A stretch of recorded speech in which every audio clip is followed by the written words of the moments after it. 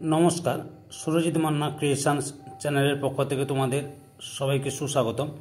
আশা করি তোমরা সকলে ভালো এবং সুস্থ আছো। আমি তোমাদের জন্য এই ভিডিওটিতে তুলে ধরছি 2025 সালের ক্লাস 6 তথা ষষ্ঠ শ্রেণীর ছাত্রছাত্রীদের প্রয়োজনে রায় ও মার্টিন প্রশ্ন বিচিত্রা থেকে সেকেন্ড ইউনিট টেস্ট তথা দ্বিতীয় পর্যায়ক্রমিক মূল্যায়নের জন্য ইতিহাস থেকে একশের প্রশ্নপত্রের সম্পূর্ণ সমাধান করছি। তার আগে তোমাদের কাছে অনুরোধ, তোমরা ভিডিওটি না টেনে পুরোটা দেখো। ভিডিওটি কেমন লাগলো কমেন্ট করে জানিও, ভিডিওটি লাইক দাও এবং শেয়ার করো।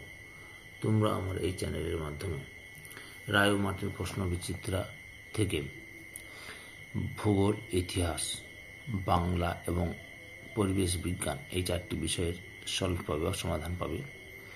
তাই যদি চ্যানেলে তোমরা নতুন হও তাহলে চ্যানেলটিকে সাবস্ক্রাইব করে চ্যানেলের সঙ্গে যুক্ত হয়ে যাও।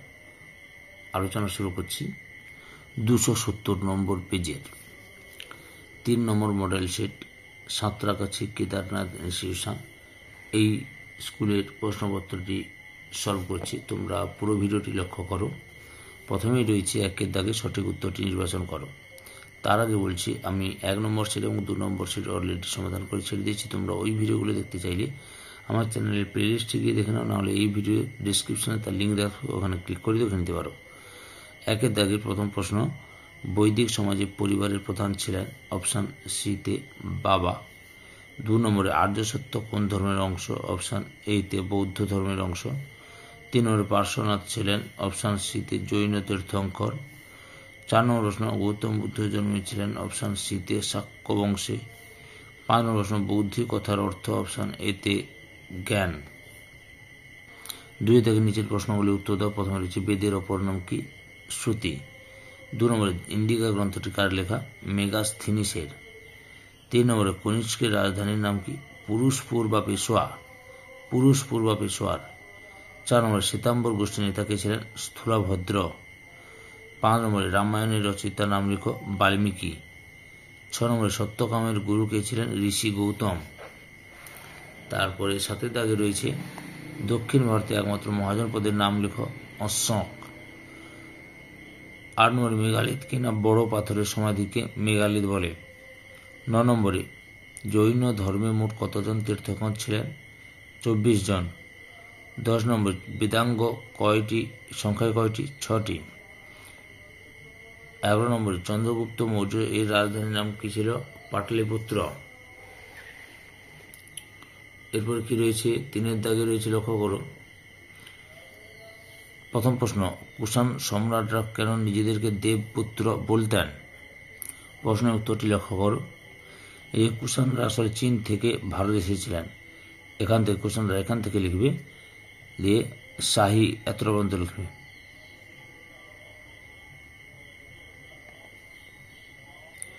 2 নম্বরে ত্রিপিটক এর কয়টি ভাগ ও কি কি? এই যে ত্রিপিটক বা ত্রিপিটক হলো, ত্রিপিটক এখান থেকে শুরু করবে, পরপর লিখে যাও। পরের অংশটি দেখাচ্ছি তোমাদের। পিটক মানে ঝুড়ি, এখান থেকে শুরু করো আবার। এই সূত্র পিটক, বিনয় পিটক, অভিধম্ম পিটক। মূল ত্রিপিটক পালি ভাষায় লেখা, এত মধ্যে লিখবে। 4 দাগে টিকা লেখো যে কোনো 3টি। প্রথমে রয়েছে একলব্য। লক্ষ্য করো, একলব্য ছিলেন ভীলদের রাজা হিরণ্য ধনুর একমাত্র পুত্র একলব্য। এখান থেকে শুরু করবে, পরপর লিখো। পরের অংশটি আমি দেখাচ্ছি। দিয়ে বিখ্যাত হয়ে আছেন, এত পর্যন্ত লিখবে। পরে রয়েছে অশোকের ধম্ম। লক্ষ্য করো, অশোকের ধম্ম, যে সম্রাট অশোক ধম্ম প্রচার করেছিলেন, এখান থেকে শুরু করবে। জন্যই তিনি ধর্মের আদর্শ প্রচার করেন, এত পর্যন্ত লিখবে। 3 নম্বরে রয়েছে এলাহাবাদ প্রশস্তি। লক্ষ্য করো, এলাহাবাদ প্রশস্তি, যে এলাহাবাদের কৌশাম্বী গ্রামের গুপ্ত সম্রাট সমুদ্রগুপ্তের একটি লিপি পাওয়া গেছে, কৌশাম্বী এলাহাবাদ। এখান থেকে শুরু করবে। রাজজয় প্রভৃতি সম্বন্ধে জানা যায়, এত পর্যন্ত লিখবে। 4 নম্বরে ত্রিরত্ন, এই যে জৈন ও বৌদ্ধ ধর্মের ত্রিরত্ন ধারণা আছে, এখান থেকে শুরু করবে। একসঙ্গে ত্রিরত্ন বলা হয়, এত পর্যন্ত লিখবে।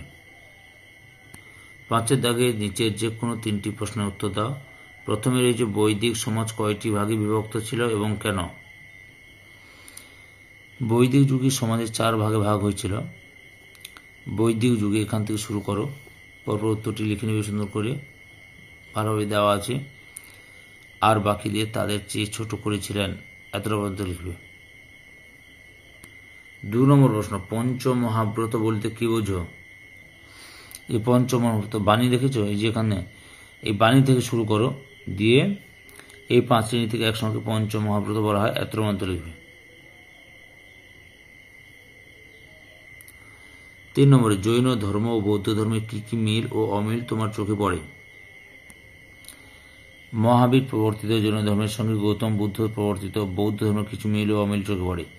মহাবীর এখান থেকে শুরু করবে, পরপর লিখে নেবে সুন্দর করে, এত পর্যন্ত লেখো, তারপরে অংশটি দেখাচ্ছি। এই জৈন ধর্ম ও বৌদ্ধ ধর্মের অমিল, অর্থাৎ এত পর্যন্ত তোমাদের লিখতে হবে, বুঝতে পেরেছ?